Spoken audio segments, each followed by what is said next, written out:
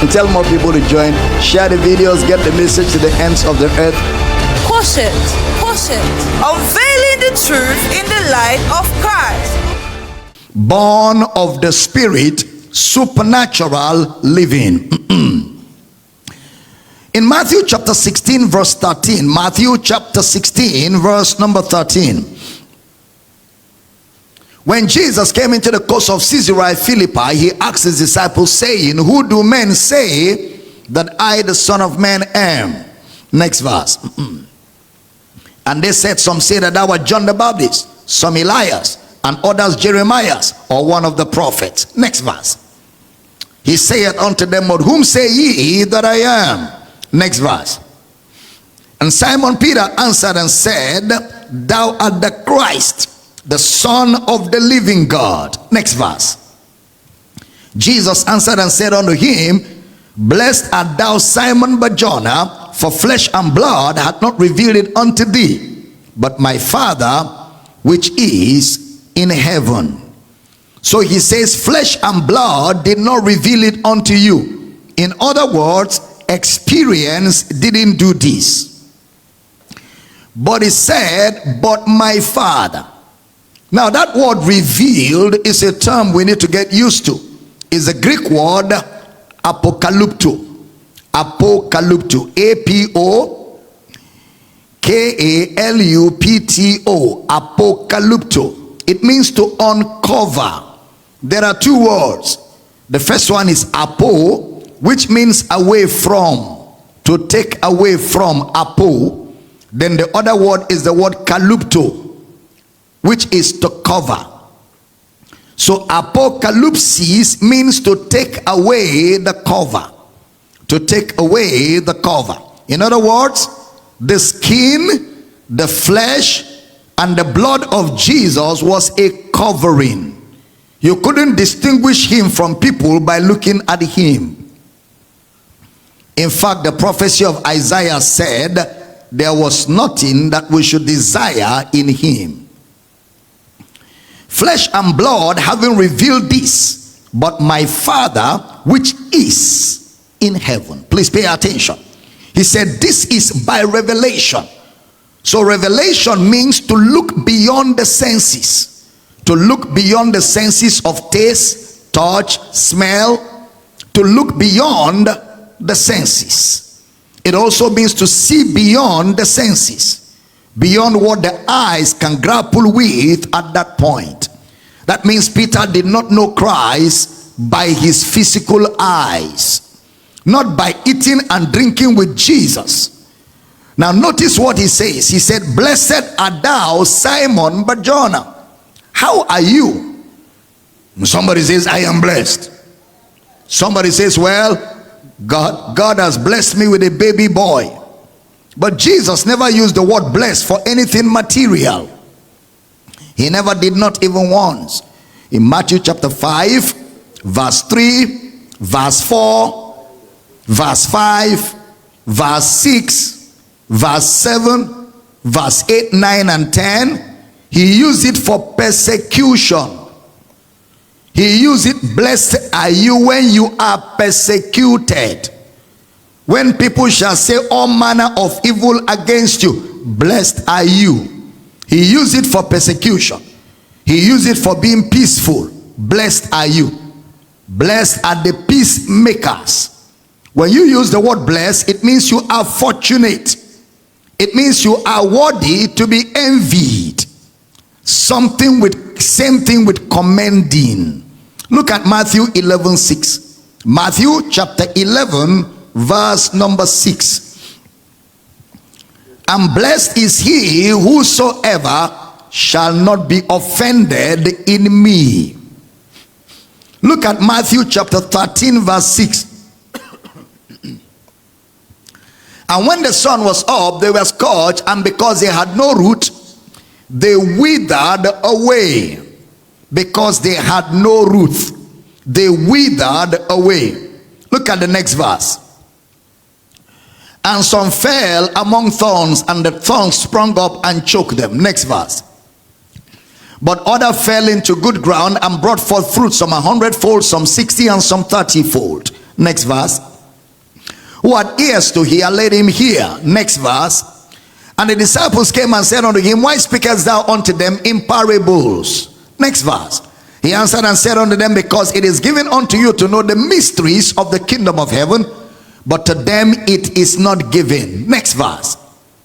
For whosoever hath, to him shall be given, and he shall have more abundance. But whosoever hath not, from him shall be taken away, even that he had. Next verse. Pay attention. Therefore speak I to them in parables, because they seeing see not, and hearing they hear not, neither do they understand. Next verse. And in them is fulfilled the prophecy of Isaiah, which saith, by hearing you shall hear and shall not understand, and seeing you shall see and not perceive. Next verse. Oh boy. For these people's heart is waxed gross, and their ears are dull of hearing, and their eyes they have closed, lest at any time they should see with their eyes, and hear with their ears, and shall understand with their heart, and shall be converted, and I shall heal them. Next verse. But blessed are your eyes, for they see, and your ears, for they hear. So he uses the word blessed for acts of faith, and he uses the word blessed for revelation. He never used the word blessed for owning things in the natural, not even once. Jesus never used the word blessed for material acquisitions. He used them for act of faith, and he also used them for revelation knowledge. And also in the epistles, it was never used for anything material, not once. And that's instructive in itself, showing that the focus of the new covenant is on spiritual realities. The focus of the new covenant is on spiritual realities. Now, having said that, he said, you are blessed because you saw it. In other words, revelation is blessedness. Can somebody shout very loud at the top of your voices? Revelation is blessedness. Revelation means to know beyond experience. That means when you know beyond experience, that is being blessed. Can somebody shout, I am blessed? Say it again. Let your neighbor be envious. Say it like you know what you're talking about. So revelation knowledge is the blessedness here. He said, blessed are you, Simon Barjona. Flesh and blood hath not revealed this to you, but my Father which is in heaven. Obviously, the revelation is referring to there is the incarnation of Christ.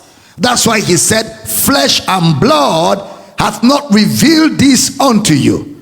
But however, Jesus stepped it up a bit. And that shows you that what Peter knew was progressive. It was not conclusive. In Matthew chapter 16 verse 18, look at what Jesus said. Matthew 16:18. And I say also unto thee that thou art Peter, and upon this rock I will build my church, and the gates of hell shall not prevail against it. You know, some assume that he said, I will build my church on Peter. So how will he have said the gates of hell shall not prevail against Peter? It doesn't make sense. The word build is the Greek word oikodomio. It's not a progressive work. It means to establish something. For example, when you say the school was founded in 1949, it's not a progressive work. It's what has already been done. I will build my church means the church has been built. So upon this rock, I will build my church. That means I will establish my church, and the gates of hell shall not prevail against establishing my church. That is, since you have known this truth, that I am the Christ, that means I am the one the prophets spoke about. And upon this truth, in the mouth of the prophets, that you have found out, I will build my church, and the gates of hell shall not prevail against it. Please pay attention. The word church is the word ecclesia. Ecclesia. And it has two words. The word ek, which is out of, Lycia, from the word kaleo. Kaleo. Lycia, from the word kaleo, to call out. So I will call out.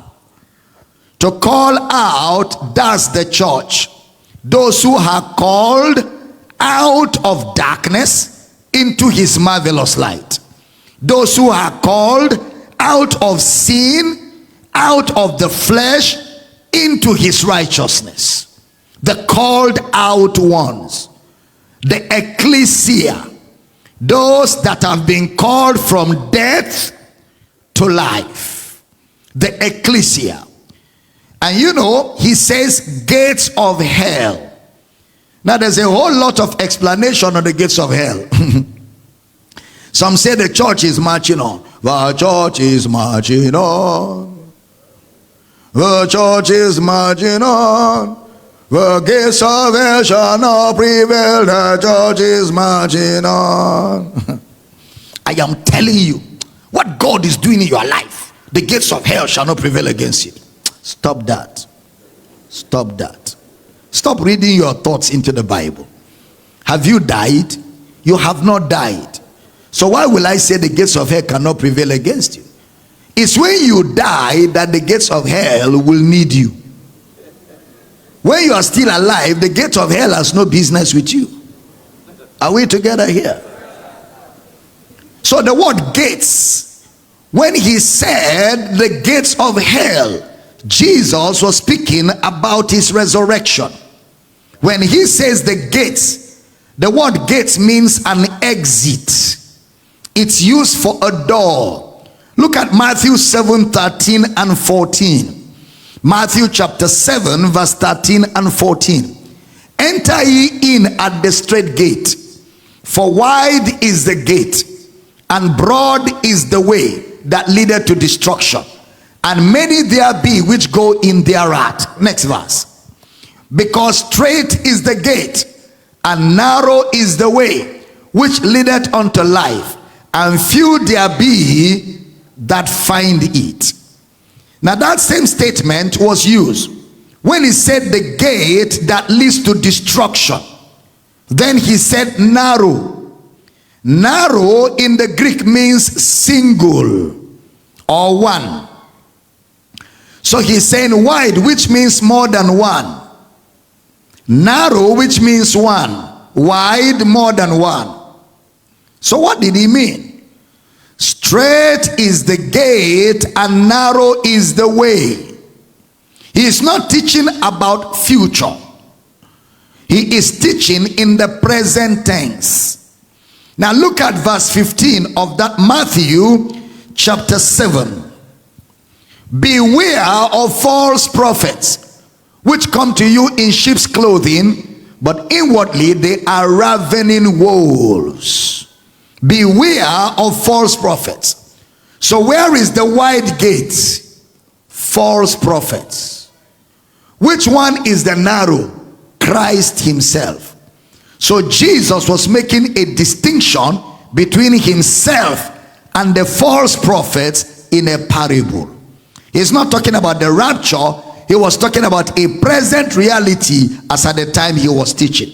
So it's a door of entrance, the word gate. So when he said the gates of hell, it means the exit or the entrance of hell shall not prevail against it. The word Hades, H-A-D-E-S, the word Hades, which is where you have the word hell. One of the craziest words in the King James Version. You know, that word hell. Now the word hell, which is where you have the word Hades, H-A-D-E-S. In NIV is called Hades. In RSV is called death. Both of them are around the same thing. Hades is place of the dead. We love you. Thank you for being a part of what we're doing here. And we're glad more people are coming to the knowledge of the truth. Share all our videos and encourage more people to follow. Till we see you tomorrow, grace abounds. Be blessed. Be blessed.